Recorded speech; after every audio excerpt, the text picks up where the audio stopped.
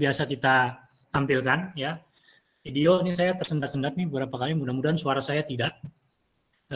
Kalaupun demikian berkelanjutannya, saya akan matikan video, saya belain PPT-nya. Ibu Bapak juga begitu, silakan nyalakan video, tapi kalau mau terjelek gitu nggak usah izin. Nggak usah tulis izin matikan video, nggak perlu ya. Matiin aja. Ya. Saya tahu Ibu Bapak semua kita sekarang di sini adalah orang-orang dewasa, kita tahu walaupun videonya mati, perhatiannya tetap ke sini. Gitu ya. Jadi matiin video bukan karena pengen nonton yang lain kan. Itu ya. Teknis, kesalahan teknis, gangguan teknis hal yang biasa. Nah, ada dua hal yang mau saya merahkan di sini. Yang pertama adalah catatan. Di zaman 21 saya masih baca catatan ya, Bu. Buat catat ide saya, pemikiran saya, niat saya yang muncul tiba-tiba dalam proses sedang mengajar ini. Ya, Ibu Bapak juga begitu. Ya, ambil catatan, buat catatan, PPT akan saya berikan. Entah nanti ke Bu Wuri, saya akan titipkan. Ya. Tapi nggak akan jadi apa-apa kalau Ibu Bapak nggak mencatat. Ya, catat apa yang diambil. Ya. Catat apa yang dimaknai ya, oleh Ibu Bapak. Pikiran apa yang muncul, niatan apa yang muncul, perasaan apa yang hadir saat itu muncul. Ya, saat presentasi saya ada atau mungkin respon dari teman. Tajamkan itu lewat catatan. Ya. Jadi catatan seburuk apapun catatan kita, sekabur apapun tulisan kita masih lebih kuat daripada ingatan. Ya, jadi catat. Yang kedua, yang saya merahkan juga adalah hati dan pikiran kita ada di sini, gitu ya. Oke, nanti saya akan minta respon Ibu Bapak, walaupun videonya mati, saya akan minta respon. Saya tanya orangnya. Jadi silakan direspon. Nah ini ada chatbox, ada angkat tangan gitu ya. Resen silakan nanti ketika saya minta atau memberikan waktu buat Ibu Bapak ruang untuk bertanya atau merespon, silakan digunakan. Makanya saya minta Ibu Bapak sekarang tenang sejenak, hadirkan diri Ibu Bapak di sini, ya, tenangkan hati dan pikiran kita di ruangan ini. Ya, walaupun saya berhadapan dengan layar laptop saya, tapi di balik di ujung layar laptop saya ada teman-teman, Ibu Bapak sekalian, yang mana Ibu Bapak adalah manusia, gitu, yang mendengar, punya perasaan, punya perhatian, punya pendapat. Ya, jadi begitu juga di ujung layar Ibu Bapak ada teman-teman lain. Gitu. Nah, di ruangan ini kita tidak hadir sendirian, ada orang lain. Jadi fokuskan belajar kita, hadirkan rasa ingin tahu dan syukur, terutama apapun yang kita respon adalah bentuk kebijaksanaan kita sebagai manusia.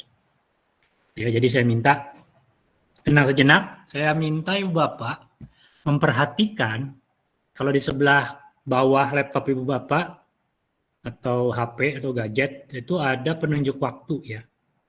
Ada penunjuk waktu, saya minta Ibu Bapak lihat waktu itu ya. Sekarang di saya jam 6.12. Saya akan minta waktu Ibu Bapak memperhatikan, merasakan dengan hening berapa lama sih 1 menit. Ya, saya silahkan. Jadi semua sambil matikan mikrofon semuanya ya. Kita coba rasakan sama-sama 1 menit itu sepanjang apa. Oke, siap, silahkan.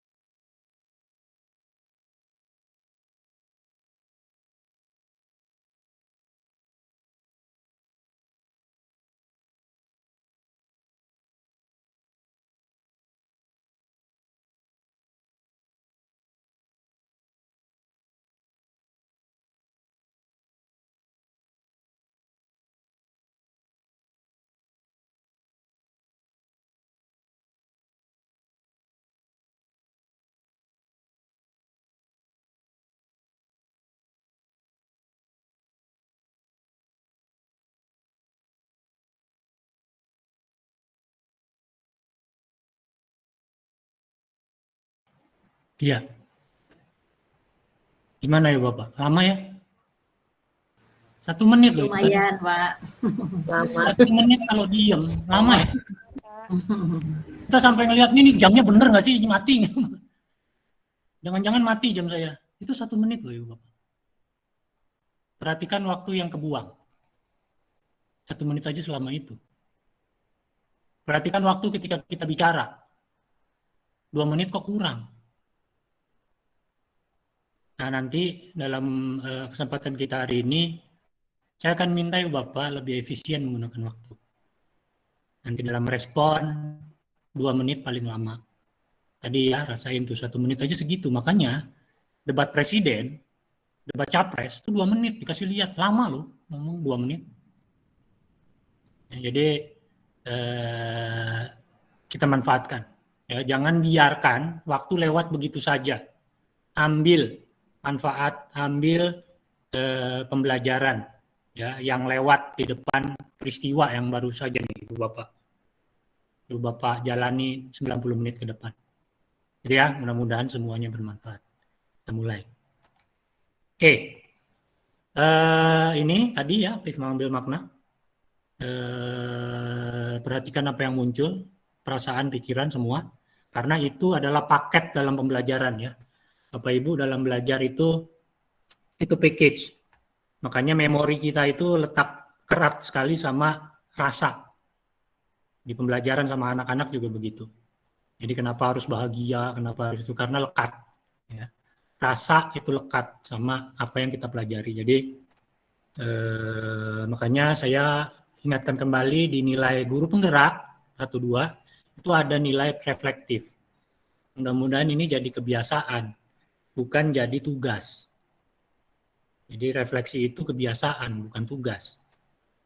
Nah, peristiwa itu kan datang terus. Peristiwa jangan dibiarkan lewat gitu aja, ambil. Lihat perasaannya apa, pembelajarannya apa, penerapan ke depan gimana. Sederhana. Ya, tapi secara sadar. Kita ingat lagi, Undang-Undang Sisdiknas, pendidikan adalah usaha sadar dan terencana. Kalau nggak sadar dan nggak terencana, ya bukan pendidikan. Ya. Nah, modul-modul guru penggerak itu menghadirkan, ya, berusaha menghadirkan kesadaran ke diri kita. Jadi kita makin awas sebagai guru.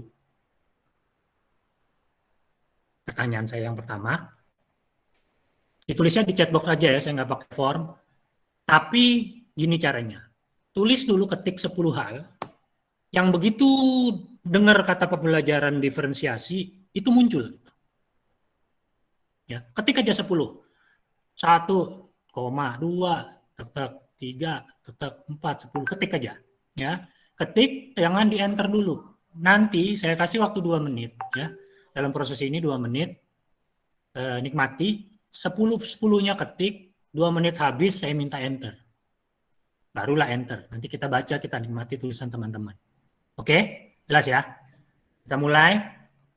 Ketik dulu 10 hal yang terpikir begitu saja ketika Ibu Bapak mendengar kata atau frasa pembelajaran berdiferensiasi. Kita mulai dari sekarang. Silakan diketik dulu. Jangan di enter. Nah, biasanya yang jago tuh langsung kelingking yang enter. Jadi tahan dulu kelingkingnya.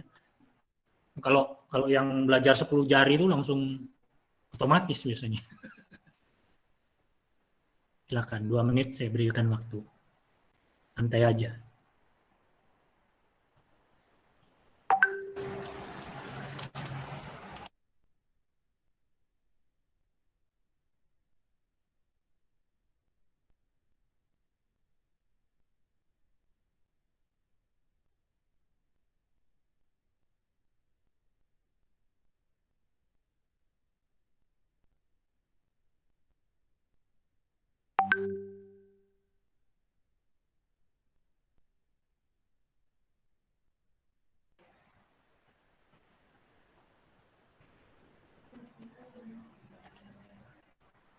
Ya, baru lewat 1 menit.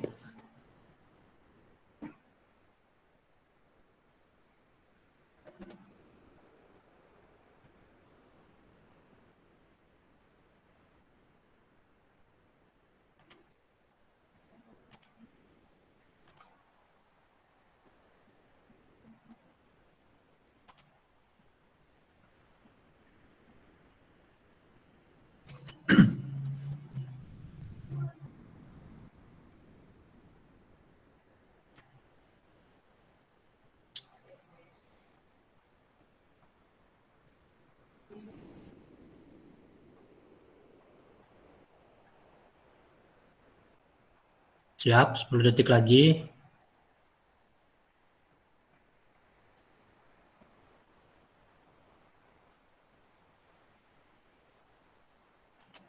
Ya, enter. Wah, mantap. Silakan ya yang udah enter, silakan kita lihat tulisan teman-teman.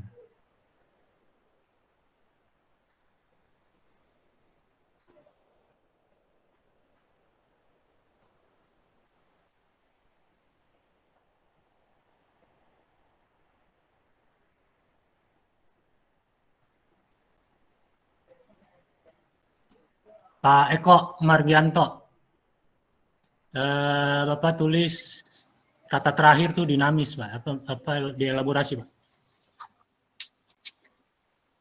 Dinamis, maksud Bapak apa, Pak? Silakan, Pak.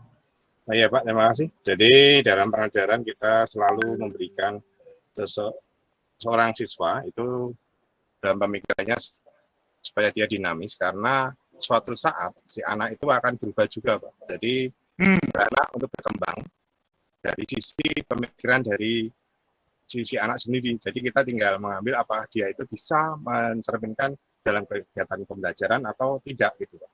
Oke. Seperti itu, Pak. Sip. Terima kasih, Pak Eko. Iya, Pak. Bu, siapa nih? Bu Yani Mulyani. Ada Ibu tulis logis tuh, Bu. Maksudnya gimana, Bu? Logis artinya ini Pak, masuk ke bisa dipetakan. Ya, jadi bisa diterima dengan akal pikiran itu, Pak. Oke, gitu ya. Masuk akal gitu ya? Ya, masuk akal. Ya, oke. Terima kasih, Bu Yani. Oke, siap. Oke, ayo lanjut. Apa lagi ya, teman-teman kalau ada kata yang unik, silakan loh. Nemu nih punya ini gitu misalnya.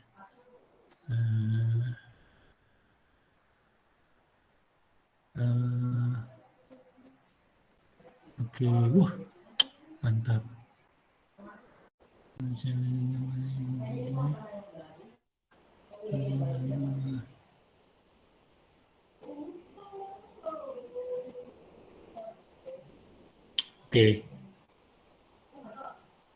Oke, sip.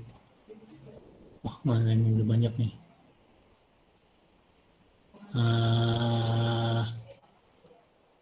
Nah, ini ada kata di sini Pak Erwin nih. Humanisme. Oh, masukin kata humanisme Pak Erwin Jaka. Silakan Pak Erwin. Humanisme itu harus memahami apa ya, dengan hati yang ikhlas itu Mas. Gimana? Memahami dengan? Jadi memahami dengan hati yang ikhlas. Jadi dengan cara humanisme, dengan cara nilai kemanusiaan yang kita munculkan. Jadi nilai-nilai kemanusiaan gitu ya.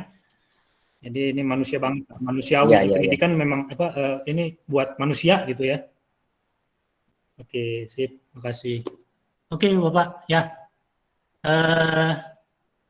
Ya, itu dulu ya. Mungkin nanti saya kembali lagi ke sana ya. Ini salah satu contoh aja ya. Kalau Bapak bisa telaah bagaimana saya pengetahuan awal Ibu Bapak sekalian gitu ya, sebelum saya masuk ke materi. Kenapa 10? Karena kalau saya tulis 3 selesai konten, produk, proses. 3 selesai dong. Saya nggak dapat yang unik-unik gitu, nggak keluar tuh humanisme, nggak keluar yang lain-lain tadi. Makanya saya minta 10. Ya, itu cara aja ya. Karena saya ngomong sama guru penggerak, latar belakangnya saya kasih tahu sekalian. Lanjut. Nah, ini nama modulnya, paket modulnya, pembelajaran berpihak pada murid. Dan nama modulnya, nah Ibu Bapak kalau perhatikan nama modulnya, memenuhi kebutuhan belajar murid melalui pembelajaran berdiferensiasi.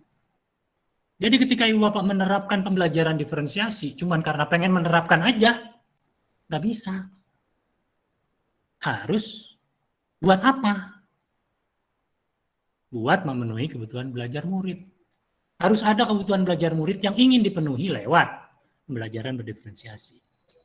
Gitu ya. Jadi bukan sebaliknya. Ya, kita nggak ngomongin pembelajaran berdiferensiasi sebetulnya. Kita ngomongin memenuhi kebutuhan belajar murid. Oke. Salah satunya pakai pembelajaran berdiferensiasi gitu di modul ini.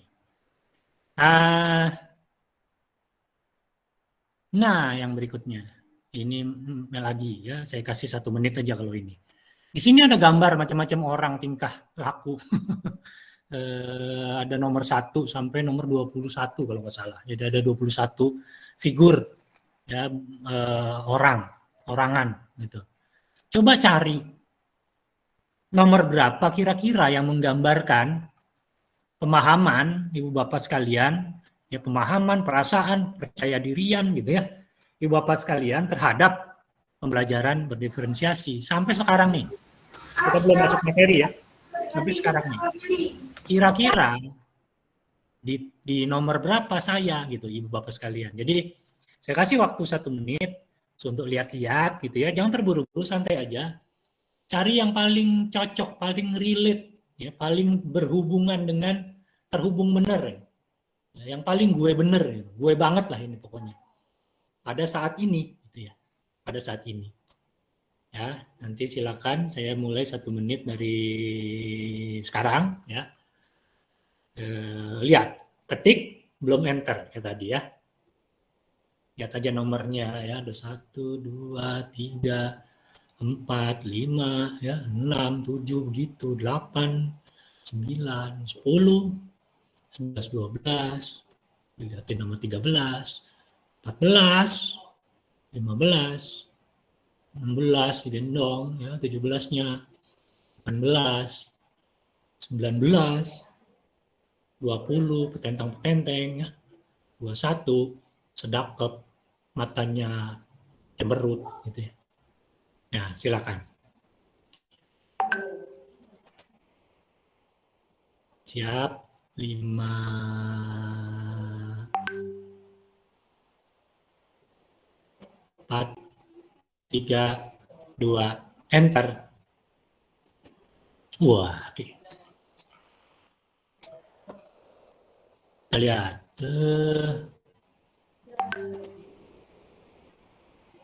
Wah, ini Bu Seni Budaya. Bu Seni, Ibu apa Bapak nih?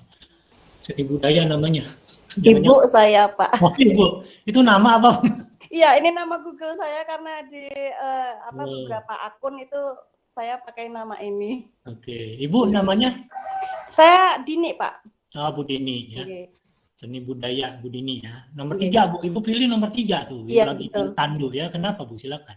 Karena di situ saya melihat bahwa nomor 3 itu masih berusaha untuk naik ke atas, dalam artian saya belum, di sini saya belum begitu banyak mendapatkan hal yang tentang materi, terutama di PGP untuk diferensiasi ini, dan saya masih membutuhkan untuk bantuan orang lain, yaitu bisa dibantu oleh nomor 2, entah itu PP, instruktur, ataupun teman-teman dari CGP dan rekan-rekan sejawat yang di sekolah saya, begitupun juga dengan siswa-siswa saya yang bisa menjadi guru untuk saya. Begitu, terima kasih. Sip. Makasih Bu, semangatnya. Lanjut, ini nomor, nah ini 11. Ada banyak nih. Pak Ardian.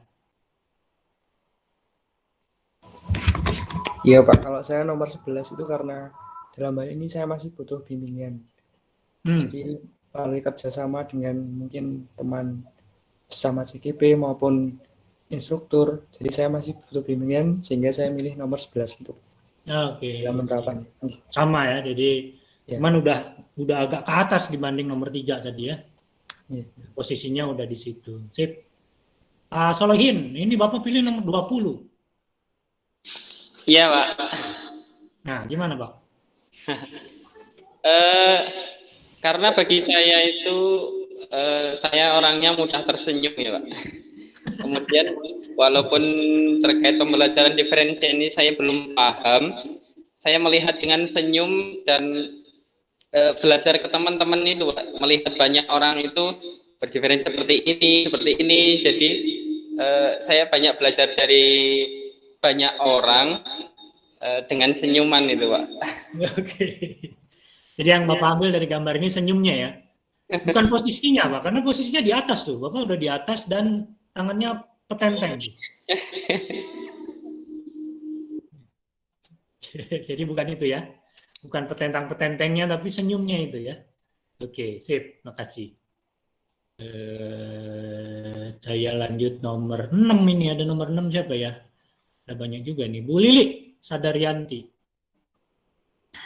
Iya Pak, saya memilih nomor 6 karena saya masih butuh bantuan atau istilahnya pancingan dari mungkin PP atau teman-teman sejawat dan dari rekan CGP juga ya. Jadi untuk terpancing untuk melakukan pembelajaran berdiferensiasi gitu. Perlu bantuan atau perlu lagi ngeraih nomor 7 itu ya Ibu ya. Oke. Ya, sip. Jadi masih perlu pancingan. Oke, nanti kita pancing. Nah, Bu nomor 13 nih menarik nih, ada yang sedakep ngeliatin teman 11-12. Bu Fatih Harifah. Oh, Ibu nomor 13. Ya, kenapa Bu? Udah di ujung Iya, Pak. pohon gitu ya. Ibu nomor. Ya, ini saya milih nomor 13 itu karena maaf ya, saya ini posisi hujan mungkin masuk ya suara hujannya. Enggak. Di nomor 13 itu saya melihat ingin tahu terhadap orang nomor 11 dan 12 ya.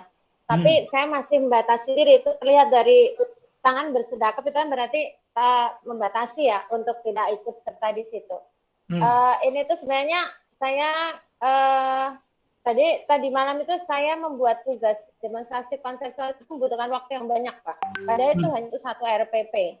Padahal sehari kita guru itu membuat RPP. Nah untuk membuat satu RPP saja lama sekali waktunya. Nanti kapan mengajarnya, bagaimana mengajarnya dengan urusan yang lain gitu. Jadi saya ini masih saya tertarik, tapi saya ingin masih membatasi diri untuk terjun ke dalamnya gitu. Harapannya sih pengen nomor 11-12 Pak. Tapi apa daya di dalam hati ini masih membatasi diri. Oke. Begitu Pak. Terima kasih. Baik, sama-sama. Ya, mantap. Terima kasih sudah berbagi. Saya terakhir minta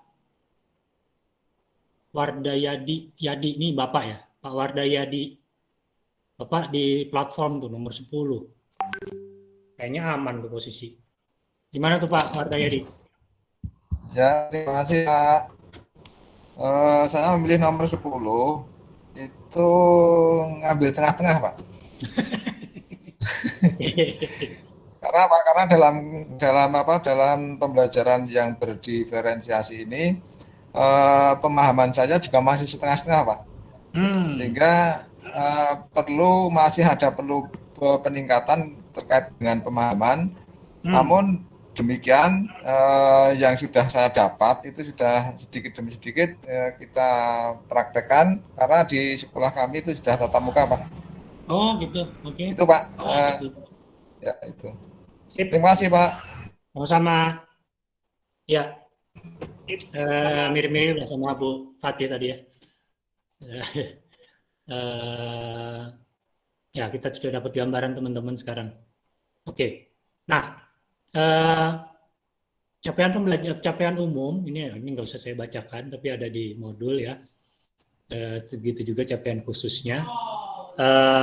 Inti dari ini semua sebetulnya kunciannya adalah Ibu Bapak mau mengambil serangkaian keputusan masuk akal yang diperlukan untuk menyediakan pengalaman belajar. Jadi yang masih ragu-ragu, masih resah, ya, bukan resah sih, yang masih tadi masih di tengah gitu ya. Memang ujungnya adalah keputusan. Ya, Ibu Bapak akan mengambil keputusan. Karena keputusan itu diperlukan untuk menyajikan pengalaman belajar yang dapat mewujudkan profil pelajar Pancasila ke semua murid Ibu Bapak. Jadi ini inti dari kunci dari pembelajaran berdiferensiasi. Jadi pembelajaran berdiferensiasi itu adalah pembelajaran untuk semua murid di kelas. Nah, beda nggak sama pembelajaran biasa? Ya sama aja sebetulnya. Ya. Cuman kita jadi lebih awas bahwa murid itu nggak sama semua. Ya. Jadi kita menyajikannya untuk semua murid. Murid yang lebih, yang kurang, yang sedang-sedang saja, gitu ya. Semua. Ya. Nah, makanya ketika kita melakukan pembelajaran, mungkin dulu seringnya lihat kurikulumnya apa, tagihan kurikulumnya apa, tuntutan kurikulumnya apa.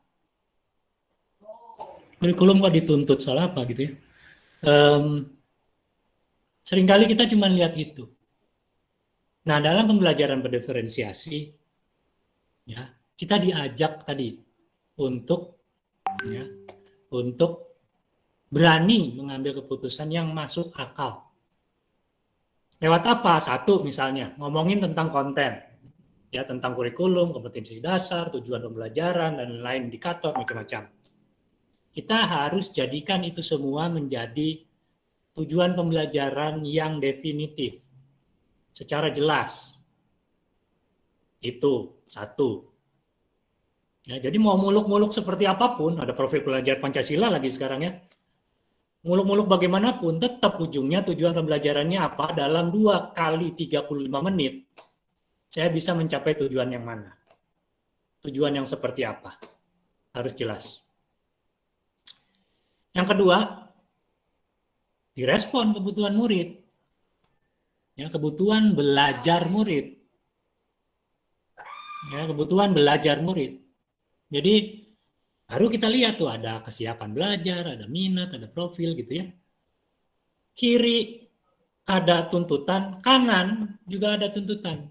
Keduanya kita pahami sehingga kita berani ngambil keputusan untuk apa? Bikin support system. Ya, supaya kita bisa bikin lingkungan belajar yang mengundang untuk belajar memang. Kita bisa punya manajemen kelas yang efektif. Ya, percuma ya Bapak, kalau Bapak pengen menerapkan pembelajaran berdiferensiasi, tapi Bapak nggak punya keterampilan untuk mengelola kelas secara efektif, percuma. Karena nanti di kelas itu akan ada 3-4 kelompok yang berbeda level. Nah, gimana tuh ngelolanya? Nah, Ibu Bapak harus punya manajemen kelas yang efektif. Dari situ juga Ibu Bapak harus bisa membuat penilaian yang berkelanjutan. Yang dipakai terus. Dengan penilaian ini saya bisa ambil datanya untuk ini, kemudian saya bisa desain pembelajaran berikutnya, dan seterusnya. Makanya formatif. Nah, di modul ini kita belajar gimana mendesain pengalaman belajar. Nah, itu harus bermakna, menantang, dan relevan. Lewat ada 3 produk, ya, diferensiasi produk, proses, atau konten. Ya, apa harus 3-3-nya? Enggak.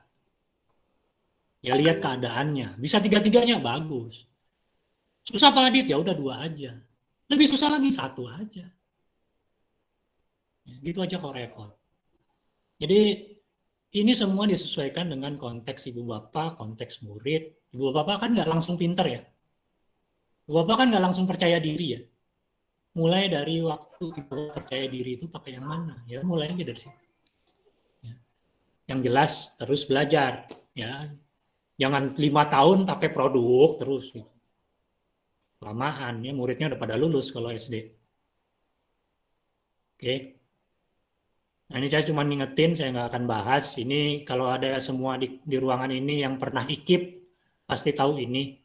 Tujuan pembelajaran ABCD, ya, audience, behavior, condition, dan degree, ya, pasti tahu ini. Saya cuma ngingetin aja, ya, bahwa sesederhana ini menyusun tujuan pembelajaran sebetulnya. Kalau mau tujuan pembelajarannya detail, ini contohnya, dengan menggunakan media yang dipilihnya itu warna biru ya, kondisinya gimana? Menggunakan media yang dipilihnya sendiri. Murid itu audiensnya. Dapat menyebutkan ciri makhluk hidup, itu behaviornya, itu indikatornya. Makin pelik indikatornya, dikasih minimal 4. Itu degree. Gitu ya. As simple as that. Nah ini nggak usah diajarin, Bapak kalau belajar dari IKIP pasti udah tahu. Nah, Yang mau saya tekankan di sini, apapun posisi ibu bapak, sekarang guru penggerak, honorer, kepala sekolah, wakil kepala sekolah, BK, guru mata pelajaran, guru TK, SD, SMP, SMA, SMK, sama aja. Perhatikan 4 ini, 4 pertanyaan besar. Ya. Yang nomor 1, kita berharap murid belajar apa sih? Perhatikan, murid belajar apa, bukan guru ngajar apa. Selesai belajar, kita pengen anak belajar apa sih? Apa sih yang kamu pelajari barusan? Kamu bisa apa sih belajar barusan ini? Dapat apa sih kamu? Ya. Murid belajar apa? Kita berharap murid belajar apa? 1. Yang kedua, bagaimana kita tahu murid udah belajar? Buktinya apa? Indikatornya apa? Caranya gimana kita tahu mereka udah belajar? Yang kedua. Yang ketiga, gimana kita merespon murid yang belum paham? Yang keempat, gimana kita merespon murid yang sudah paham? Di level manapun Bapak Ibu, 4 pertanyaan ini utama. Kalau mau bikin pembelajaran makin efektif. Ini bisa pakai jalan macam-macam. Ini mau dijadiin professional learning community, semuanya belajar. MGMP berbasis sekolah pakai belajar ini. Bikin pertanyaannya, masukkan konteksnya. Pembelajaran TK misalnya, mengajarkan menulis misalnya. Atau kelas 1 ya, sorry kok TK. Kelas 1 menulis. Nah, habis belajar teknik menulis, kita pengen anak itu belajar apa sih? Kesimpulan apa yang kita pengen ada di kepala anak? Makanya penting proses ya. Belajar menulis tapi dibentak-bentak, gini-gini, pasti di kepala dia yang belajar adalah menulis itu. Dimarahin melulu, capek, mental saya sedih. Itu pelajaran yang dia bawa pulang. Ya, jadi kita pengen belajar apa? Terus turunin sampai bawah. Anak yang belum bisa nulis gimana? Anak yang belum paham. Anak yang sudah paham kita apain? Responnya. Gitu ya. Buktinya apa? Anak sudah belajar. Ya, gitu. Apapun. Masukin konteksnya, Anda bisa gunakan untuk mengefektifkan pembelajaran Ibu Bapak sekalian. Nah, di sini kita juga belajar tentang mengidentifikasi kebutuhan belajar murid. Ada beberapa cara, ada 1, 2, 3 ya, ada 3 cara. 3 tahapan lah kalau mau dibilang tahapan. Yang pertama, kesiapan belajar murid. Ada equalizer. Saya lihat beberapa pertanyaan mungkin di kelas lain ya, nggak di kelas ini. Ngomongin tentang ini, gunanya gimana, makainya gimana, bingung saya makainya gitu ya. Pertama jangan bingung dulu ya, duduk dulu, pegangan, baca. Lihat lagi apa yang di sebelah kiri, apa yang di sebelah kanan. Ya di sebelah kiri itu lihat, ingat, bayangin murid Anda, ya murid-murid Anda di kelas yang kayak gimana aja. Ya. Pilih 1, 2, ya pilih 1 dulu lah. Ya, mana kita mau lihat yang mana? Misalnya kita mau lihat tergantung dan mandiri. Kita lihat murid kita di kelas dengan kacamata tergantung dan mandiri. Berapa banyak anak di kelas kita yang masih tergantung dalam tujuan ini? Misalnya tadi kalau contohnya menulis tadi, yang tergantung dalam menulis ini. Ya, kalau skillnya menulis, ya, kalau pengetahuannya menulis misalnya, yang masih tergantung itu berapa anak? Persentasenya gimana? Ya, sama anak yang sudah mandiri. Itu dulu kesiapan belajar. Ya. Oh bisa masukin yang lain? Bisa, masukin lagi yang lain ya. Habis yang tergantung mandiri kita bisa masukin yang lain.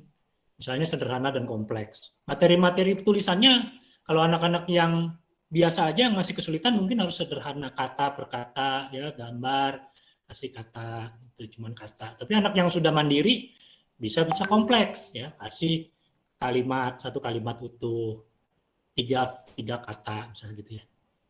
Jadi ini kegunaan ini buat kacamata Ibu Bapak. Pakainya kapan Ibu Bapak sendiri yang tahu. Sesuai dengan tadi, kiri tujuan, kanan murid-murid Ibu Bapak. Satukan itu, ambil keputusan, rencanakan. Ya.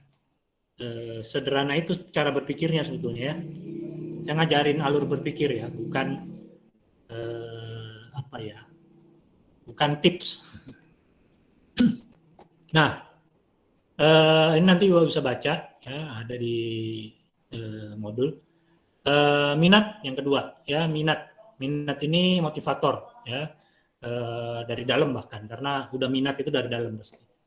Jadi terlibat aktif dalam proses pembelajaran. Nah, caranya gimana? Ini pakai jembatan keledai, ya. Ada cek jam namanya. Ya, cek, cocokkan. Ya, mencari kecocokan antara minat dengan tujuan pembelajaran. Kita mau belajar apa sekarang? Sejarah, apa? Geografi, apa? Terserah. Materinya apa, konteksnya apa. Minat yang mana dari anak-anak yang cocok untuk dipakai untuk tujuan pembelajaran. Baru kita desain pembelajarannya. Ya. Kedua, koneksikan. Ya, koneksikan menunjukkan koneksi antar materi. Materi yang lalu apa, materi sekarang, materi besok.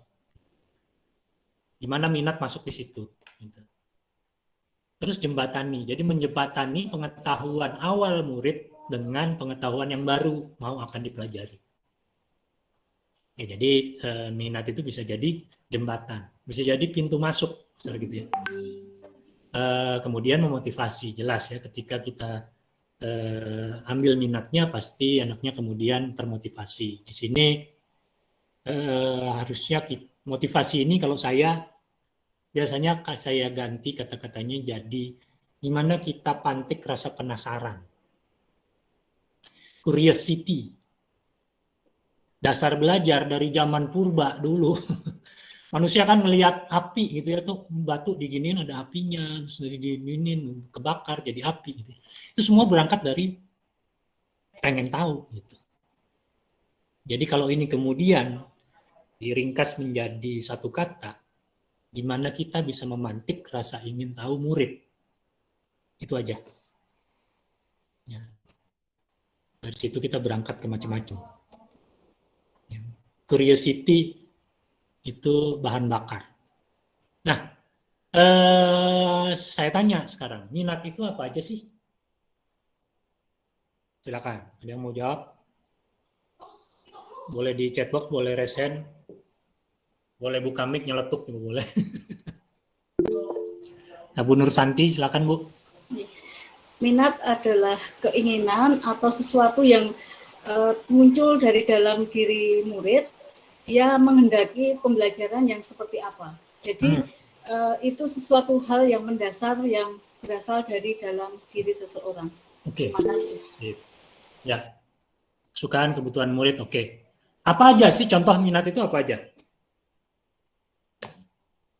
Contohnya minat itu apa aja sih? Silakan. Contoh minat itu apa aja sih? Boleh tulis di chatbox atau resen atau buka mic silakan. Sebelum saya tunjuk. Bu Nur Santi udah nulis satu ya, olahraga. Nah, contoh. Ya, apalagi? Ada minat apa lagi? Apa sih minat? Ya. Seni. Nah.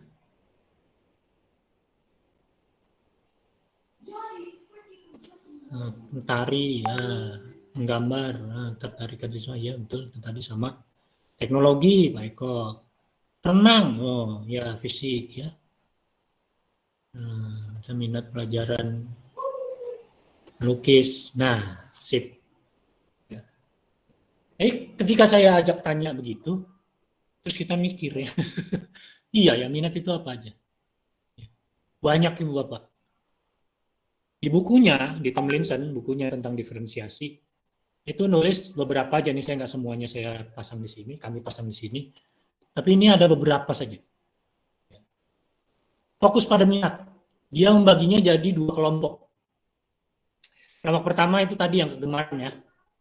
Kegemaran ya, kesukaan, hobi ya itu tadi. Ada seni, ya, seni itu rupa, seni fotografi, seni lukisan, seni patung gitu, macam-macam. Ada literatur, ya, kesukaannya pada baca puisi, prosa, fiksi, non-fiksi, komik, macam-macam. Teknologi, atletik, ilmu sains, matematik, ilmu sosial, jurnalistik, segala macam. Ya. Bahkan sampai film, teater, ya, orang tuh di situ ada tulis pahlawan, penjahat, pemuda, Ibu Bapak, bayangkan Ibu Bapak mau ngajarin topiknya tentang persahabatan misalnya. Tapi kemarin itu di bioskop habis diputer film Marvel yang Thanos itu. Ada anak pasti yang senang sama Thanos. Si penjahat itu. Bukan karena dia pengen jadi penjahat. Tapi kan dia senang aja, dia jago gitu. Nah ketika ngomong persahabatan, ngomong ini, coba dihubungkan. Itu tadi. Ya. Karakter apa yang baik di Thanos yang bisa kita tiru agar mempererat tali persahabatan. Misalnya gitu ya. Nah itu mulainya dari ngobrol. Ya, ngobrol tentang film, ada yang suka ini, itu, kemarin apa, hubungin, plek. Jadi masuknya bisa dari macam-macam. Ya, jangan terbatas saja sama satu dua hal yang matematik. Ya gara-gara anak sukanya matematik ya udah. Ya, kita iniin semuanya soal matematika. Ya enggak ya. Nah, makanya yang penting di sini nih juga moda ekspresi ya. Ya, ada artistik, anak yang memang artistik gitu. Sekarang dia artistik. Belum tentu nantinya dia artistik. Ya, belum tentu. Dulu saya suka gambar. Saya hobi gambar sampai SD. Jago gambar, kalau suruh gambar saya, kejuaraan gambar saya gitu. Ya. SMP saya enggak lagi. SMA apalagi. Kuliah udah ganti. Jadi Ibu Bapak, yang perlu diperhatikan di sini, anak-anak Ibu Bapak itu masih dalam masa perkembangan. Minat masih bisa berkembang. Kebutuhan mereka adalah variasi. Paparan sebanyak mungkin interest. Sudut pandang. Jangan-jangan nggak pernah ngeliat di rumahnya. Kasih kesempatan di sekolah. Kesempatan untuk melihat kesenangan orang lain. Kok ada ya orang senang sama kayak gituan? Ternyata saya juga senang. Makanya sering ya kalau di rumah ibu bapaknya senang nyanyi, ya semua senang nyanyi gitu. Jadi jago nyanyi anaknya misalnya. Ya karena dia terpapar sama itu. Intens gitu. Bahkan diikutin les semuanya dia. Ya iyalah. Nah, jadi di anak usia sekolah ini terpapar dengan beragam minat ya dan interest itu mengungkap bakat-bakat dia yang lain. Jadi jangan terpaku sama satu. Jadi variasikan. Nah, ini bisa Bapak lihat nanti profil belajar ini juga di sini kita belajar profil belajar itu ada macam-macam ya. Ada lingkungan, ada budaya, ada gaya belajar, ada multiple intelligence ya. Yang lingkungan ini misalnya ada anak yang suka belajar pada ruang yang terbuka gitu ya, atau sejuk, ada AC-nya gitu ya, atau nah itu lingkungan ya, lingkungan terkait dengan itu ya fisik tadi ya. Kalau budaya itu tadi ya tabiat atau kebiasaan belajar ya, santai, terstruktur ya. Ada anak-anak yang bingung kalau guru nggak ngasih tahu dulu ini kita mau belajar apa, mau kemana gitu, itu anaknya terstruktur biasanya. Saya pernah punya anak seperti itu di kelas saya ya, diketawain sih sama teman-temannya. Ya. Tapi saya ajak bicara lagi teman-temannya ya, emang kenapa? Ya. Karena memang ada anak yang kayak begitu ya, terstruktur ya. Tapi juga ada anak yang santai ya, dan seterusnya dan sebagainya. Maksud saya ini bisa jadi ini profil ya, ini profil, learning profile, itu learning profile. Dan itu tadi masih berkembang ya. Makanya dia perlu terpapar. Jangan-jangan sekarang dia memang anaknya auditorinya bagus gitu. Ya. Karena di rumah ya bapaknya sering nyanyi, sering ini, sering itu gitu. Jadi membuat terlatih auditorinya. Bisa jadi begitu. Nah, makanya kita kasih variasi ya, jangan terpaku pada 1-2 saja. Itu learning profile ya. Ini ada Bu Tini, nanti ya Bu Tini saya sampaikan ini dulu. Saya selesaikan dulu. Ada beberapa contoh ya, kalau kita ini saya kasih kuning beberapanya ya. karena memang cuma beberapa. Jadi ada banyak yang dibahas ini cuma beberapa. Yang dibahas di modul cuma beberapa. Ya. Cara memetakan kebutuhan belajar murid. Ya. Contoh, baca rapot. Baca rapot tahun yang lalu. Ya. Tentang si Adit. Adit nyusahin aja nih di kelas gue nih. Gue belajar nih, saya baca dulu rapot Adit gimana nih, kata guru kelas 2-nya, oke, begini. Aduh, kurang nih. Saya ngobrol sama gurunya Adit di kelas 2. Bu, Adit gimana sih waktu itu kok Adit gini di kelas saya? Oh iya, dia emang begini lah, ngomongin lah si Adit ya. Si Adit diomongin. Untuk apa? Untuk dapat apa sih kebutuhan yang belum saya penuhi? Gitu ya. Dari si Adit gitu. Nah, dites lah ya, coba mengidentifikasi pengetahuan awal. Tadi saya pakai 10 hal, saya pakai pohon block tree gitu ya, untuk ini. Contohnya tadi, ya. Wah, bisa pakai cara-cara yang fun yang lain. Bisa dengan 1-2 pertanyaan ya, tentang sesuatu. Besok pengen belajar, misalnya saya guru kimia. Ya, saya pengen tahu nih, ada nggak ada anak yang alergi sama bahan kimia nih, jangan-jangan gitu ya. Nah, pertanyaannya bisa jadi itu. Ya, itu karena tadi ada sebelah kanan tujuan pembelajaran, ada sebelah kiri kita pengen tahu murid kita.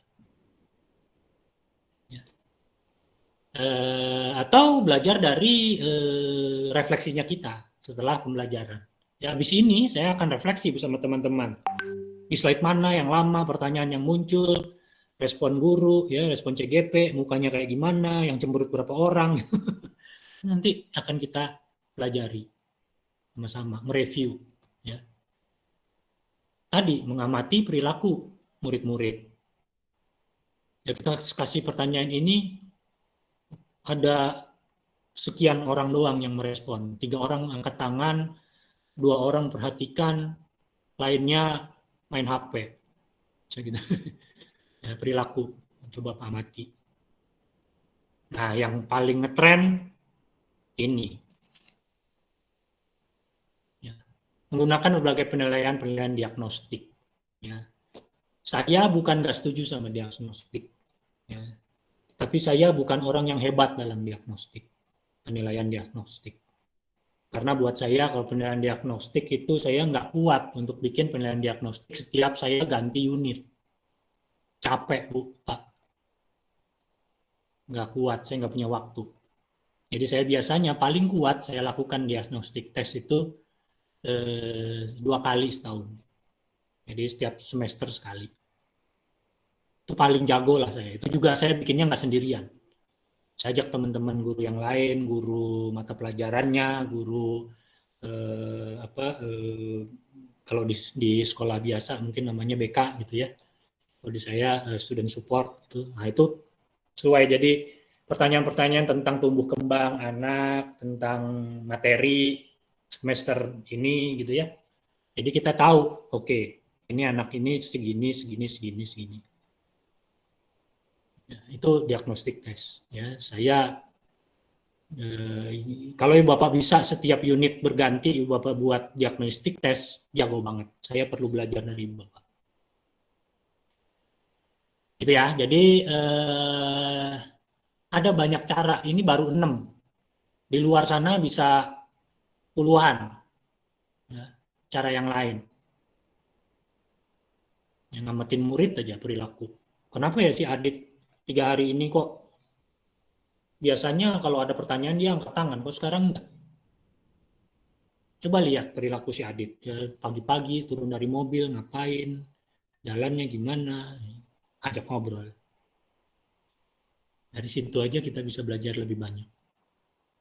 Oke. Nah, diferensiasi pembelajaran ada 3, Ibu-Bapak udah tahu, ada konten, ada proses, ada produk. Ya. Konten itu materi, ya, materi yang ada di kurikulum. Ya.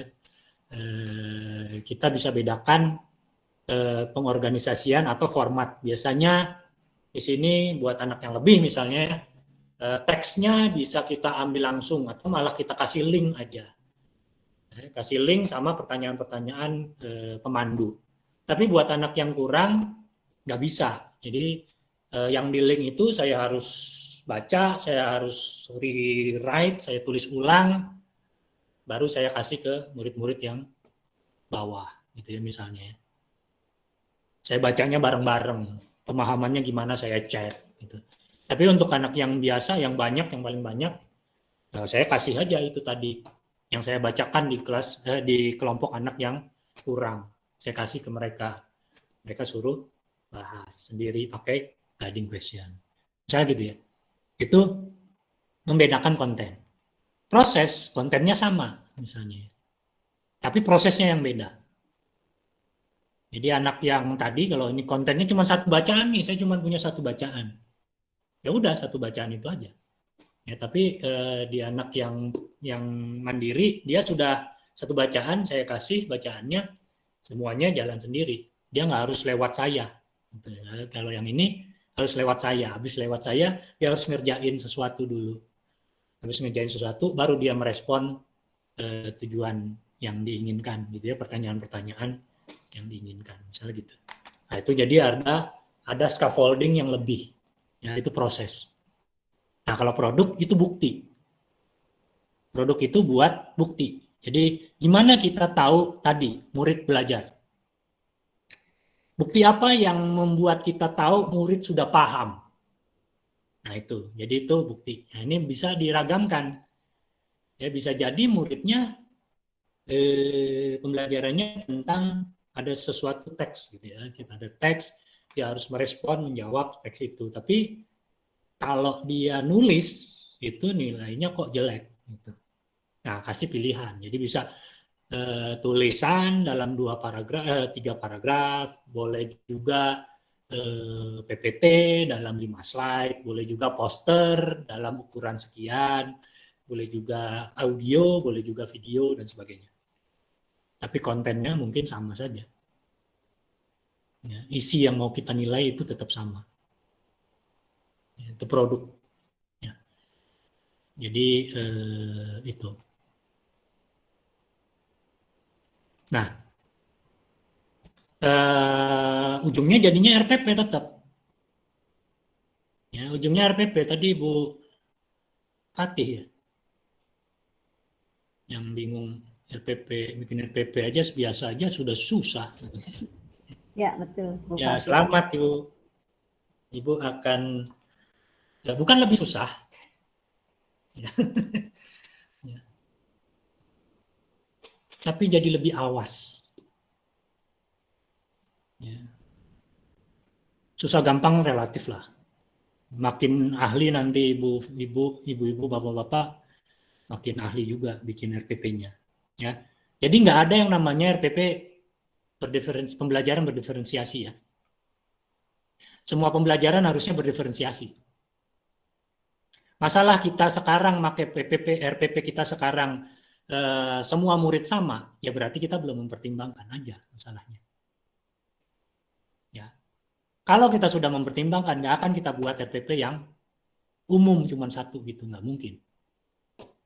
Jadi RPP berdiferensiasi itu ya RPP biasa, RPP yang Ibu Bapak kumpulin, misalnya gitu ya, malas bikin lagi gitu kata Bu Fatih tadi. Nggak apa-apa, RPP yang sama. Tapi di dalamnya sekarang ada catatan-catatan nih, kalau Bu Fatih guru saya misalnya, maaf nih jadi pakai Bu Fatih, soalnya tadi Bu Fatih yang nyontohin. Ya. Di catatan di RPP-nya Bu Fatih yang dikumpulin ke Dinas Pendidikan itu ada catatan. Di kelas A saya, si Adit, kan begini. Berarti saya harus begini. Dalam kegiatan kedua, saya harus begini. Di RPP yang standar itu tadi, ya LKPD-nya mungkin cuma 1. Tapi karena ada si Adit, ada murid yang lain kayak Adit, jadi LKPD-nya ada 2 nih. Saya harus bikin LKPD yang lain. Dikasih coretan-coretan. Dikasih catatan-catatan. Ya, bedanya cuma itu sih. Ya. Itu jadi lihat lagi RPP-nya. Karena RPP di mana-mana ya tetap sama kok ya. Jadi lihat yang penting di sini kebutuhan belajar murid itu apa? Tujuannya kita udah tahu. Murid kita ada 30. Kalau di ini jadi begini, ada 3 kelompok lah kalau akhirnya kita kelompokkan gitu ya. Ada kelompok ini yang butuh ini, kelompok ini yang butuh itu. Nah, itu gimana tuh kita capai dengan RPP kita tadi? Nah, itu tadi ya. Jadi tinggal dideskripsikan, tinggal kasih coret-coretannya tadi ya, gimana cara memenuhi si kebutuhan belajar yang tadi. Makanya tetap kalau mau diperes ya tetap ada 3 hal ini. Tujuannya apa? Spesifik, 2 kali 35 menit saya mau mencapai tujuan apa? Kalau memahami, ya memahami. Dalam selesai 2 kali 35 menit, saya tahu si Adit memahami dari bukti apa. Apa buktinya Adit sudah paham? Kan gitu ya. Jadi harus sesuai, harus linear gitu. Tujuannya ini, kegiatannya ini, buktinya ini. Jadi bisa diakses. Sesederhana itu, sederhana ya mikirnya. Sederhana itu bukan berarti gampang. Sederhana itu menantang. Ya. Makanya kebanyakan kalau kitab suci itu kata-katanya sederhana, tapi dalam. Orang bilang sederhana adalah kecanggihan paling tinggi. Ya. Jadi sederhana cara berpikirnya. Tujuan pembelajaran, kegiatan, asesmennya gimana? Jadi sesederhana itu dilihat kembali, coba dibuat lagi arah sana. Ya. Oke. Nah, di sini disediakan ya Bapak. Jadi yang nanya di SD gimana, di TK gimana, nah ini ya coba lihat. Bapak bisa lihat di sini, tapi nanti yang dilihat adalah idenya ya. Jangan plek-ketiplek gitu. Nanti bukan amati tiru modifikasi ya, cuma amati tiru aja gitu. Ya. Tiru dan modifikasi. Lihat, ya ini saya share gambar ini. Ya, di situ ada contoh pembelajaran moda daring, pembelajaran moda luring. Ada contoh situasi-situasi pembelajaran berdiferensiasi nih kalau saya buka. Ya, ada S, ya ada TK, SMP, SMA, SMK. Lihat idenya, tangkap idenya, ubah sesuaikan dengan konteks ibu bapak sekalian. Ya, sudah disediakan. Jadi penulis sudah berbaik hati. Menulis modul ini ya. Mereka susah payah bikin itu. Saya tahu. Ya. Nah, kita beranjak ke sini. Sebelum sampai, jangan penilaian dulu ya. Kita tarik napas dulu. Tarik napas dulu. Tadi ada Bu Tini tadi ya. Mungkin tangannya pegal Bu Tini, boleh diturunin. Silakan sampaikan apa yang mau disampaikan. Oke, terima kasih Pak Adit ya. Saya tertarik dengan diferensiasi tadi karena di modul 1 kemarin kita sudah mempelajari untuk pengetahuan dasar-dasar pendidikan, kemudian di modul yang kedua ini kita mempelajari pembelajaran diferensiasi. Sangat saya tertarik sekali Pak Adit. Jadi di sini saya mengajar SMA itu kebetulan ekonomi Pak, tapi saya kemudian mengajar kalau IPS ya anak-anaknya memang minatnya di IPS Pak, tetapi kemudian kan saya juga mengajar di IPA dengan lintas minatnya. Nih, disinilah saya penuh tantangan Pak untuk bagaimana anak-anak itu saya tarik untuk belajar ekonomi. Inilah yang menjadi tantangan saya. Kemudian bagaimana saya mendiferensiasikan pelajaran itu kelihatannya agak saya paksakan.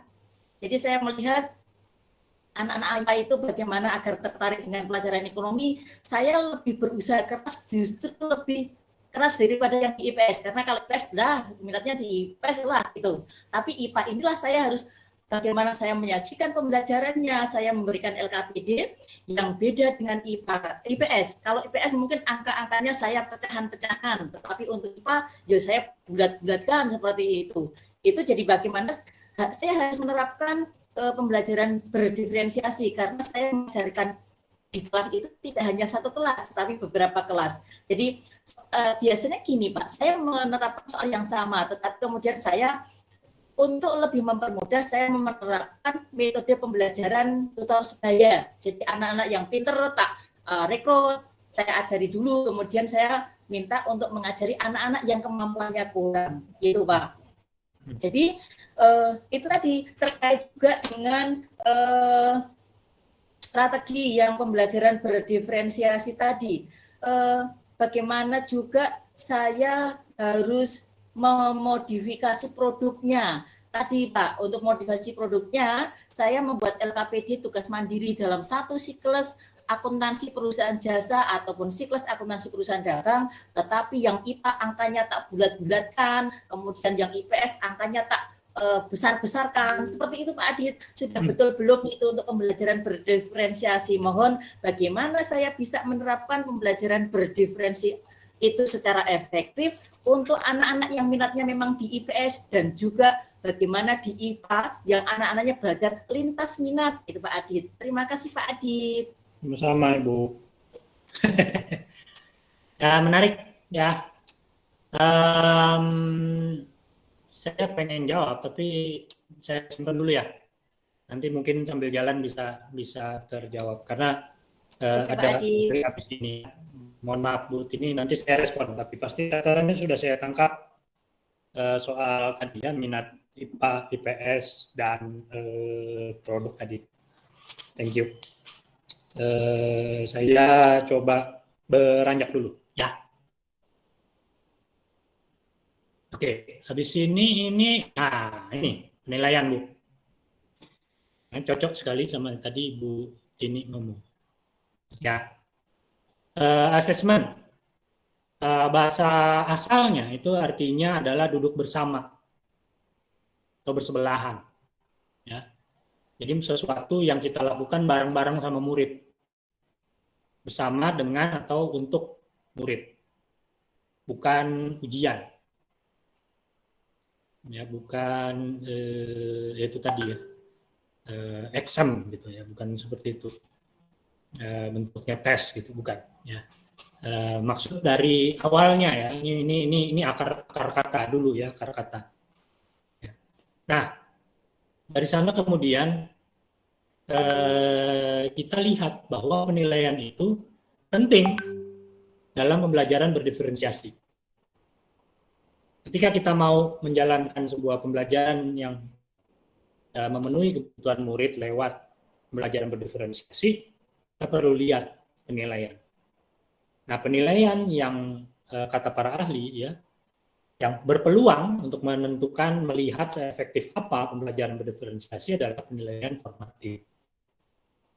Penilaian formatif. Penilaian formatif macam-macam.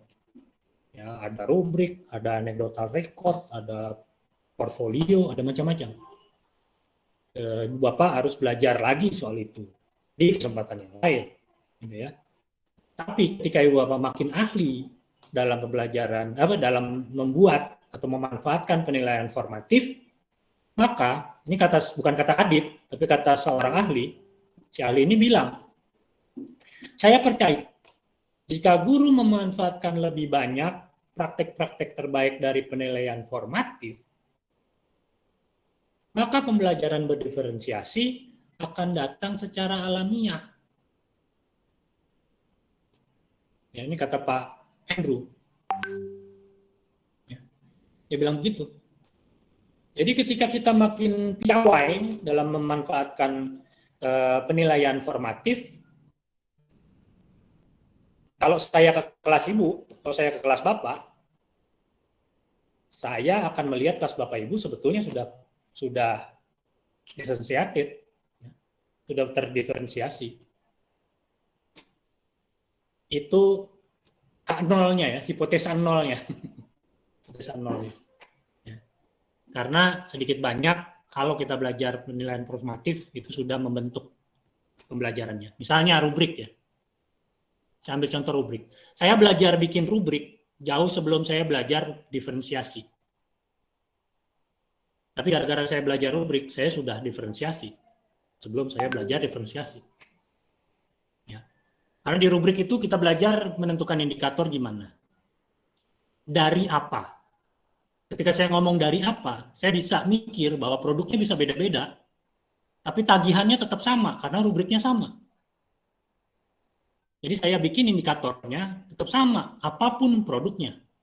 Mau produknya presentasi, mau produknya poster, mau produknya sajak, mau produknya tulisan, ada indikator. Kepala saya jadi bisa mikir bahwa produk bisa macam-macam. Nah, itu Ibu Bapak harus belajar lagi lebih banyaknya tentang penilaian formatif. Ya. Nah, ini perlu kita lihat karena itu tadi kalau di kelasnya Bu Tini tadi ya, gimana menantang anak-anak yang di kelas IPA ya, menantang pemikiran gitu, memantik dia supaya berpikir. Gimana melibatkan anak-anak yang di sosial, yang di IPA ini, supaya mau ngelihat ekonomi, supaya mau ngelihat sebaliknya sains gitu ya. Karena di kehidupan nyata emang dipisah-pisah. Enggak ya. Di kehidupan nyata dunia ini tidak dikotak-kotak oleh mata pelajaran ya. Nah, jadi bikin aja kasus-kasus yang begitu.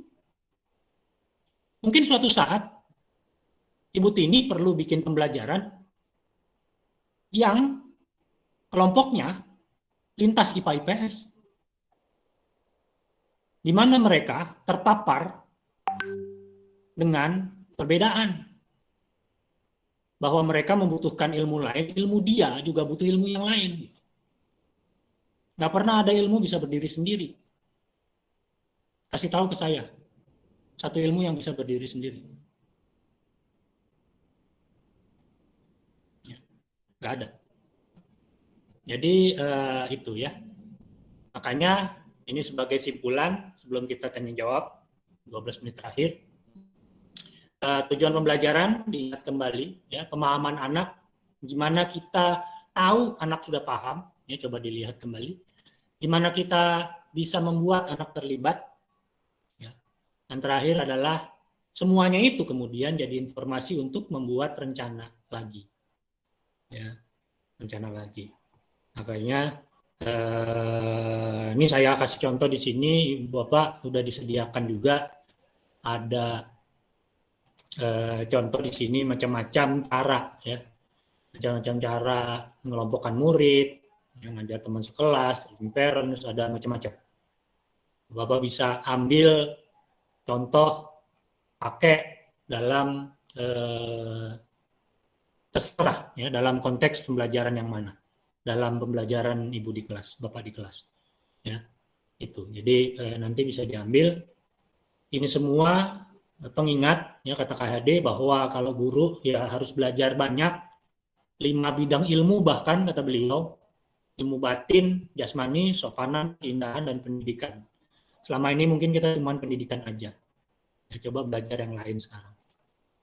Ya, Ki Hajar juga mengingatkan bahwa pendidik itu pada akhirnya ya mirip seperti pengukir katanya. Ya, yang memiliki pengetahuan mendalam tentang kayu, jenis kayu, macam-macam kayu gitu ya. Gimana mengukir dengan baik, mengukir dengan indah. Nah, guru juga harus kayak gitu. Sebagai seni mendidik. Ya, bedanya kita ngukir manusia yang punya lahir dan batin. Itu pesan dari KHD. Itu saja dari saya. Saya ajak Ibu Bapak bertanya ya di sesi tanya jawab nanti. Tapi sebelumnya saya kasih link dulu untuk Padlet ya. Ini Ibu Bapak bisa isi Padletnya di chatbox ya, sambil resen, tanya jawab segala macam kalau ada yang mau. Tadi udah ada yang tanya sambil saya jawab Bu Tini dulu tadi. Tapi udah jawab ya sebetulnya sambil jalan tadi ya. Itu di Padlet ini 2 hal konkret ya. Konkret berarti langsung ke cara. Jadi bukan bilang saya mau mencoba menerapkan penilaian formatif. Caranya gimana? Lewat jalan apa? Mau belajar apa lagi? Baca apa? Di mana? Ya gitu ya. Jadi makin detail makin bagus. Karena ketika detail Bapak bisa langsung lakukan. Kalau belum detail nanti masih mikir-mikir aja terus. Ya. Itu nanti silakan aja dilihat ada di sana Padletnya. Kalau saya klik itu akan begini Padletnya. Ya, jadi ini. Nah, itu ya. Jadi silakan aja tanda tambah, klik tambah nama di sini subjek nama Adit gitu ya. Langsung Adit ya di sini jawabannya ya. Nanti klik publish langsung ada di sana. Di mana Adit? Di atas ya. Nah, itu. Itu ya Bapak ya. Silakan yang mau bertanya boleh, ini saya stop dulu biar kelihatan muka-muka Ibu Bapak sekalian. Begitu tadi saya nggak ngelihat wajah-wajahnya. Ya, di sini sudah ada Bu Suranti dan Nur Santi. Waduh, saudaraan nggak? Suranti dan Nur Santi. Silakan Ibu Suranti. Tadi Bu Tini. Ya, terima kasih Bapak Adit untuk waktunya. Di sini saya akan bertanya, yaitu saya itu kan mengajar di Taman Kanak-Kanak. Nah, waktu itu saya ada 5 murid, kemarin sudah melaksanakan pembelajaran yang terbatas. Ya. Itu kan ada 5 anak, kemudian yang 5 anak ini sudah saya berikan pembelajaran yang ada 5 sentra. Okay. Kemudian dari 5 anak ini, yang 4 anak ini kemudian mereka memilih untuk ke sentra yang mereka inginkan, tetapi ada 1 anak ini yang sama sekali tidak mau. Jadi saya tanya, ingin belajar dan bermain di sentra apa, Mas? Saya capek Bu Guru, jawabannya seperti itu. Nah, terus mau apa coba, silahkan memilih. Dia hanya diam saja, kemudian dia hanya melihat dari teman-temannya yang sedang belajar itu. Terus kalau seperti itu apa strategi yang harus saya lakukan Pak Adit supaya saya bisa mengetahui kebutuhan dari murid saya tersebut. Ya. Terima kasih sekali. Terima kasih Bu Suranti. Saya simpan dulu. Bu Nursanti. Ya, terima kasih Bapak Adit. Di sini saya mau menanyakan tentang penilaian. Tadi disampaikan bahwa penilaian itu kan sebagai akar untuk salah satu keberhasilan pembelajaran berdiferensiasi. Ya. Nah, sementara saat ini kan kita tahu ya Bapak, kalau nilai raport atau nilai ujian akhir itu saat ini kan sudah tidak begitu dianggap penting atau pertimbangan utama untuk seorang murid itu mencapai prestasi yang maksimal seperti itu. Dan sekarang untuk UN pun juga diganti dengan AN seperti itu. Nah, yang ingin saya tanyakan di sini, ketika ada permasalahan seperti itu, kemudian saya coba untuk membaca modul itu, ternyata di situ yang digarisbawahi tentang penilaian itu adalah asesmen diagnostik.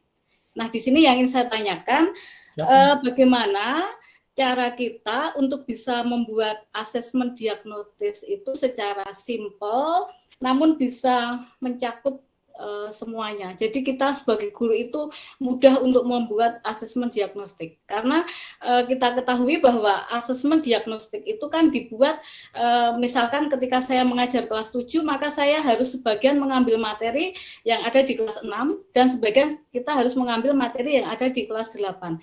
Nah, seperti itu kan guru merasa kesulitan juga, walaupun sekarang mungkin dengan IT kita bisa searching dan sebagainya, namun kan itu bagi Bapak Ibu guru yang mungkin kurang memahami tentang IT sesuatu hal yang berat. Mikirnya itu aduh harus ketemu guru SD, aduh harus ketemu ya kelas 3, itu harus ketemu jenjang sekolah di atasnya seperti itu. Jadi mohon tips-tipsnya bagaimana untuk bisa menyusun asesmen diagnostik itu dengan simpel dan mudah. Sekian Pak, terima kasih. Terima kasih. Oke, sejak dulu 2 ini ya. Yang Bu Nur Santi dulu yang asesmen diagnostik cara mudah nggak ada, Bu. Saya jawab sekarang langsung singkat dan jelas. Cara mudah kagak ada. Asesmen diagnostik emang nggak mudah bikinnya. Makanya tadi saya bilang ya, ini kan direkam ya. Tadi saya bilang kan, saya nggak mampu bikin lebih dari 2 dalam setahun. Ya, saya cuma bisa 1 atau 2, dan itu aja bareng-bareng. Tadi saya bilang, karena emang benar. Saya harus memasukkan macam-macam, mempertimbangkan macam-macam. Ya kalau Ibu bilang tadi penilaian yang diinginkan di modul ini adalah asesmen diagnostik, bukan. Asesmen diagnostik adalah cara untuk memetakan kebutuhan anak. Bukan asesmen. Bukan untuk mengakses. Bukan untuk asesmen anak. Gitu.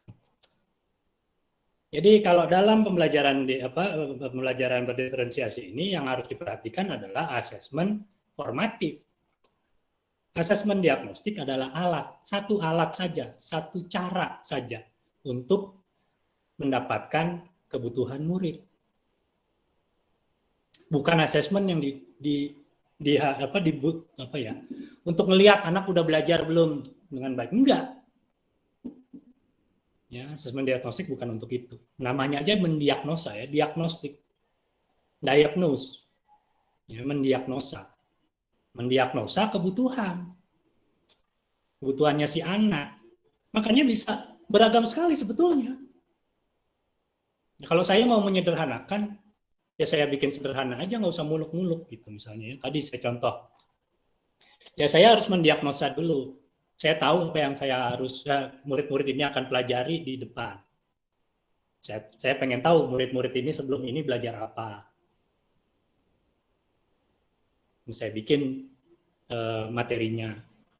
Kalau saya mau sederhana, saya cocokin dengan materi yang mau saya geluti sekarang. Misalnya tadi kalau saya contoh kimia gitu ya, bahan kimia, supaya anak ini saya tahu anak ini bisa sensitif, bisa enggak gitu ya.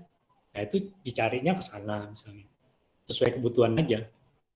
Ya tapi kan yang dimaksud di tulisan-tulisan yang banyak beredar itu kan nggak begitu asesmen diagnostik.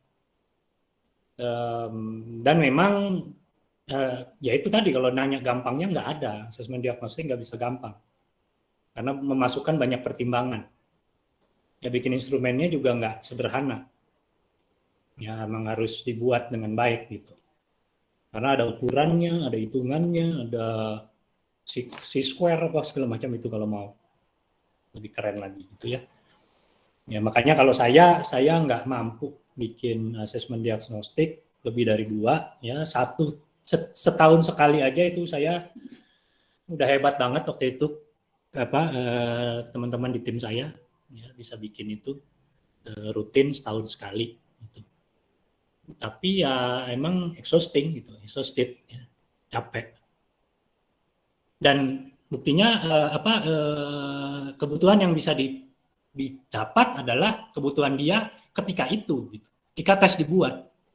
Ketika itu berjalan dengan waktu 3 bulan, 4 bulan kemudian kan udah nggak berlaku lagi sebetulnya. Masa kita mau bikin tes diagnostik lagi? Sulit. Ya, jadi sekali lagi lihat kebutuhannya. Tes diagnostik itu kebutuhannya digunakan untuk memetakan kebutuhan murid. Bukan buat menilai, ya, bukan buat assessment. Bukan. Ini namanya aja assessment. Ya. Nah, yang Bu Suranti tadi, Ibu sebetulnya tadi udah bilang tadi anaknya udah bilang tuh. Capek. Nah itu jadi tanda nggak buat ibu untuk menyelidiki lebih lanjut. Kenapa dia capek? Kenapa dia nggak mau ngerespon di kelas? Saya bisa dapat informasi dari mana lagi ya supaya saya bisa dapat gambaran kenapa si Mas ini capek. Si Mas ini nggak mau terlibat. Informasi dari siapa ya yang saya bisa dapat? Itu ya. Jadi ingat lagi modul 14. Ada kebutuhan ya, ada 5 kebutuhan, fisik, cinta, apa itu kemarin? Coba ingat. Jangan-jangan kebutuhan dia emang fisik, capek dia bilang. Nah, ketika ibu bapak makin ke sana, ibu bapak makin peka mendengar kata-kata kunci itu. Dia udah bilang capek loh. Kita harus selidiki. Definisi capek menurut dia apa? Capek, kenapa capek? Capeknya gimana? Bisa menggambarin ke ibu capeknya gimana? Rasanya di sebelah mana? Di rumah ngapain? Kira-kira menurut kamu yang bikin kamu capek apa? Dan sebagainya dan seterusnya. Jadi lebih awas aja sih, ya, lebih awas.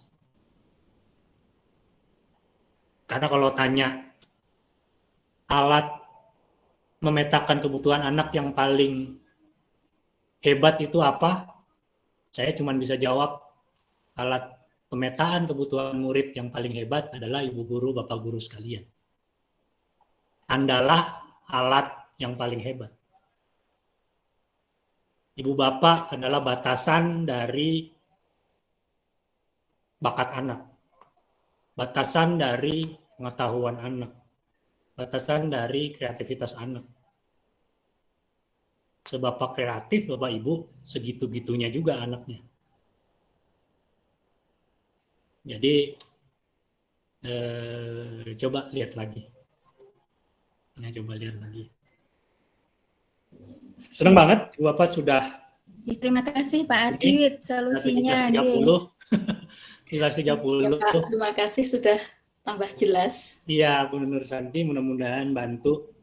Bu Tini mudah-mudahan kejawab sambil lewat tadi ya Bu Tini. Maksud saya bukan untuk apa-apa. Anak-anak itu dulu saya anak IPA Ibu. Tapi kesini kok saya nyesel ya jadi anak IPA. Kenapa saya nggak anak sosial gitu. Karena kebanyakan masalah sosial. Coba bayangkan dulu kalau Mas Nadiem Makarim itu nggak menciptakan Gojek. Kenapa dia bisa menciptakan Gojek? Karena dia hidup di masyarakat yang ada ojek. Masalah sosial. Tapi didekati solusinya dengan teknologi. Aplikasi. Nah, coba Ibu Tini ajak ngobrol tuh anak-anak itu. Pakai contoh itu aja. Ajak pantik pikiran mereka supaya penasaran gitu aja sih. Makin penasaran anak, belajar otomatis. Gitu ya. Itu aja dari saya Bapak, mohon maaf ini saya. Masih ada pertanyaan Pak di kolom chat yang belum masih ada dari Bu Sumiati. Bentar. Oke, saya turunin ke bawah. Bagaimana cara kita memvariasikan pembelajaran berdasarkan minat beragam? Nah, Ibu aja yang tahu tadi ya minat, Bu. Ngelihat minat itu harus melihat juga tujuan. Tujuan pembelajarannya kayak mana? Jam pembelajarannya apa? Minat yang mana yang cocok? Makanya biasanya tadi saya udah bilang, biasanya saya lihat dulu tujuan belajar saya apa. Ya, anak mau belajar tentang cerita-cerita tradisional topiknya misalnya gitu ya. Misalnya. Berarti saya pengen tahu nih anak udah suka apa aja. Saya pengen tahu nih minat anak ini sama apa aja. Ya saya arahkan pertanyaannya ke anak ke sana. Cerita apa sih yang kamu sukai selama ini? Ada cerita tradisional yang paling melekat di kepala kamu. Kenapa kamu suka itu? Siapa tokoh yang paling kamu suka di Timun Mas? Kenapa kok Buto Ijo yang kamu sukai? Karena Buto Ijo gini. Loh, emang salah apa? Nah, dan seterusnya bisa tumbuh dari sana. Apa itu bukan dari minat? Dari minat, cuman kita arahin. Karena kita yang tahu peta jalan ini mau kemana. Ya, jangan menggali minat anak, tapi nggak tahu kita mau buat apa. Nanti datanya sia-sia, capek Ibu Bapak. Kita tahu kita mau belajar apa, kita gali minatnya sesuai dengan itu. Udah itu paling gampang. Jadi nggak sia-sia energinya.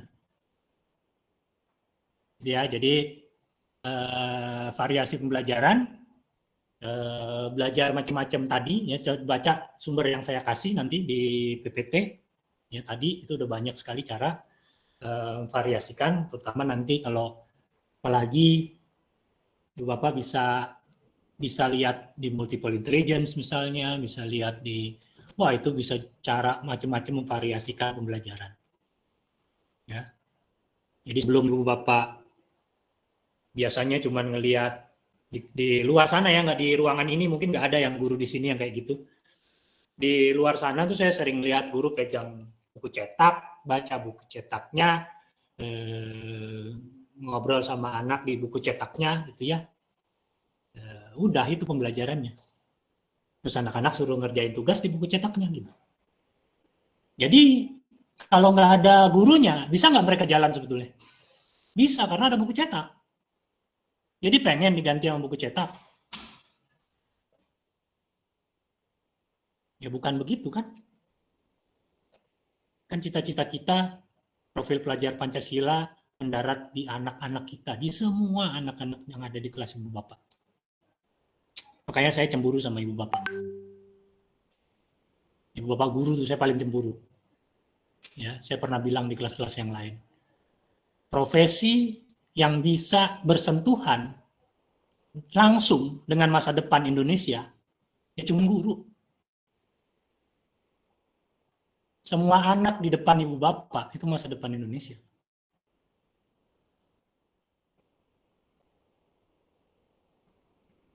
Ibu bapak bisa ubah masa depan Indonesia sejak di kelas.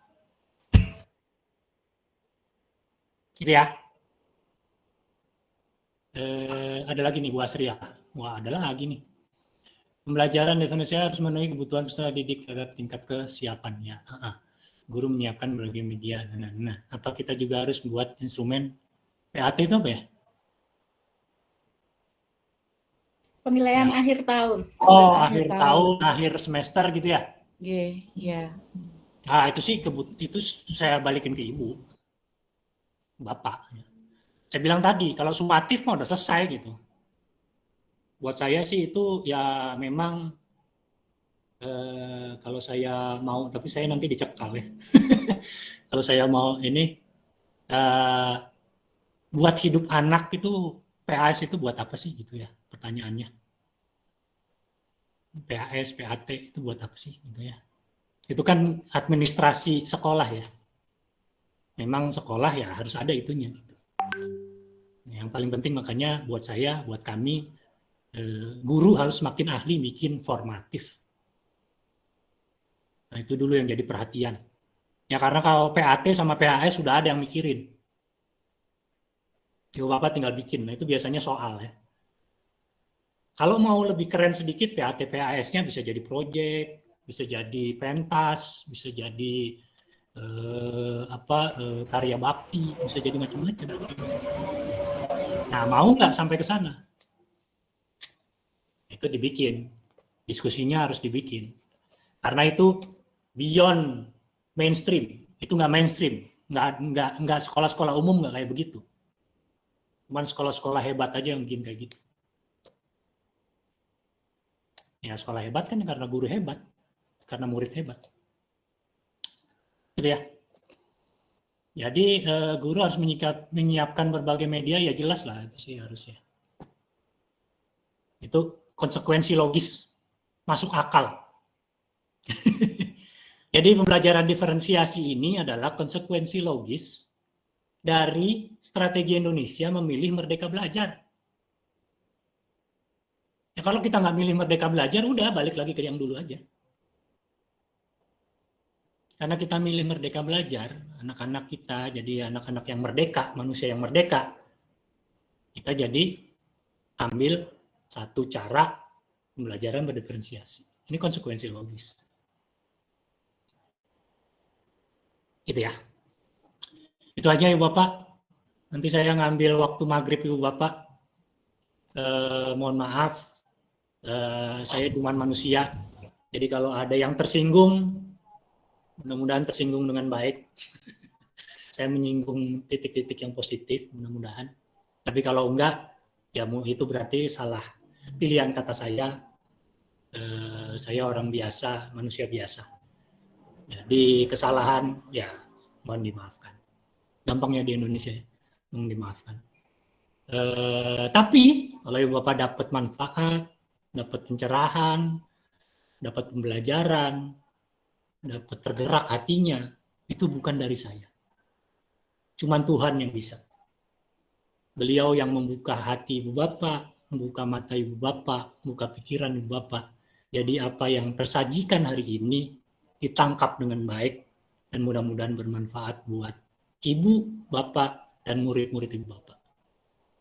Jadi dari saya mohon maaf. Assalamualaikum warahmatullahi wabarakatuh. Saya kembalikan ke Bu Uri.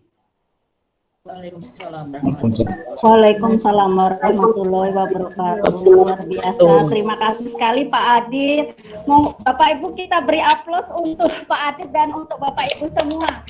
Luar biasa sekali elaborasi pemahaman pada sore hari ini. Semua CGP juga sangat aktif sampai tidak ada waktu sedikit pun yang tadi tersisa, tidak harus diminta-minta untuk bertanya, sampai masih ada banyak mungkin, tetapi Adit tadi sudah menyampaikan membuka ruang melalui email ataupun WhatsApp. Beliau sudah sangat berbaik hati dalam hal ini menyediakan diri untuk mungkin akan ada beberapa hal yang ingin secara lebih jelas ingin dikonsultasikan dengan beliau. Pastinya nanti di sela-sela kesibukan beliau akan merespon Bapak Ibu sekalian. Sedikit hal yang saya tangkap tadi yang tentu saja tidak bisa mewakili semuanya karena luar biasa sekali pembelajaran kita pada sore hari ini. Saya yakin semua tercerahkan karena begitupun saya Pak Adit.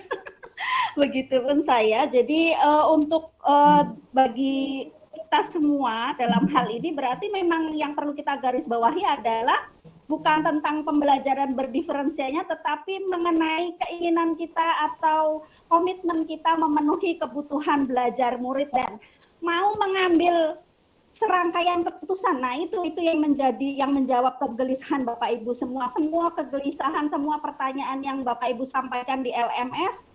Rasanya kok sudah terjawab ya oleh Pak Adit, seperti misalnya bagaimana saya mau mengimplement. Jadi lakukan saja mungkin yang bisa dilakukan dengan yang Pak Adit pesankan tadi, senantiasa meningkatkan kemampuan kita karena skill itu memang diasah, bukan dipersiapkan di awal dengan teori perencanaan yang banyak tetapi implementasinya nol begitu.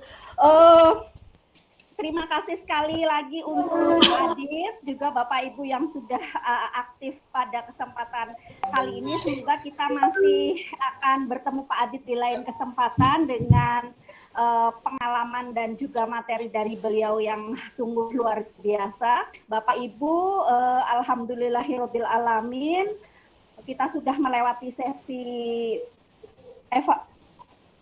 elaborasi pemahaman pada modul 2.1 ini dengan lancar, puji syukur, alhamdulillah. Marilah kita akhiri kesempatan kita pada sore hari ini dengan mengucap alhamdulillahirabbil alamin. Sampai bertemu lagi pada kesempatan yang akan datang. Assalamualaikum warahmatullahi wabarakatuh. Selamat mengikuti lokat ya Bapak Ibu. Mungkin kita foto dulu ya Bapak Ibu ya. Mohon juga ditampilkan dalam hitungan ketiga. 1. Maaf, tempat saya jendris. Oke, nggak apa-apa. Ya, 1. Bisa menampilkan gambar. Oke, terima kasih sekali. Mohon maaf sudah melewati sedikit maghrib, tetapi mungkin menjadi kerelaan dan kebaikan bagi kita semua. Selamat bertemu. Terima kasih Bu Uri, terima kasih. Terima kasih kepada